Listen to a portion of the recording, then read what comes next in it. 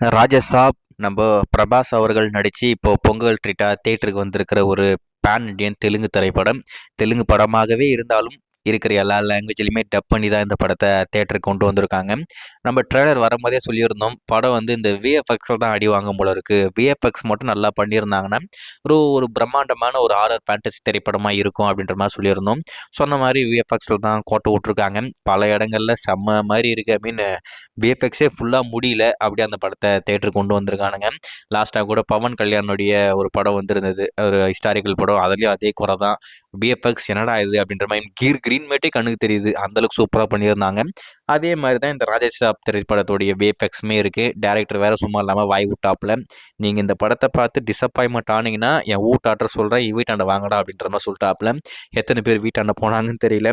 படத்துக்கும் ஏகப்பட்ட negative comment எல்லாரும் போட்டு அடி அடின்னு அடிச்சுக்கிட்டு இருக்காங்க. இருந்தாலும் பிரபாஸ் திரைப்படம் ஓப்பனிங் டேவே 100 கோடியை தாண்டிடுச்சு. அதில் மட்டும் எந்த ஒரு மாற்றமே இல்லை. 149 சம்திங் இன்னும் வந்திருக்கு. கிட்டத்தட்ட 150 கோடி ஃபர்ஸ்ட் டேவே வந்துருச்சு. இரண்டாவது நாள் சேர்த்திங்கன்னா ஒரு 250 கோடி இந்த படம் வந்துடும். அது பெரும்பாலும் பிரபாஸ் படம்னாவே மிகப்பெரிய பாக்ஸ் ஆஃபீஸ் ஹிட் ஆகிடுது. கிட்டத்தட்ட படம் எவ்வளோ முக்கியம் இருந்தாலும் 500 கோடி வசூல் வந்துடும். அதில் மட்டும் எந்த ஒரு மாற்றமே இல்லை. சரி, இந்த படம் ரன் டைம் காரணமாக நிறைய சீனை கட் பண்ணி தூக்கியிருக்காங்க.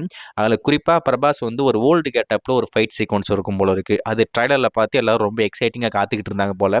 அந்த சீனை ஃபுல்லாகவே கட் பண்ணி தூக்கியிருக்காங்க. படம் பார்த்து எல்லோரும் போட்டு போட்டு அடி அடின்னு அடிச்சதில்ல, நாங்கள் அந்த சீனே திருப்பி ஆட் பண்ணுறோம்டா. இந்த படத்தில் அந்த சீக்வன்ஸ் மட்டுமே 8 நிமிஷமாமா.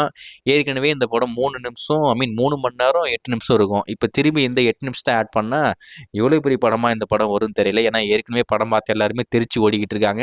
சரி, அந்த ஃபைட் சீக்வன்ஸ் நல்லா இருக்குது, அது வேணும்னு எல்லாரும் கேட்டதுனால அந்த ஃபைட் சீக்வன்ஸை ஆட் பண்ணி இன்னையிலிருந்து ஒரு புது வெர்ஷனை தேட்டருக்கு கொண்டு வந்திருக்காங்க.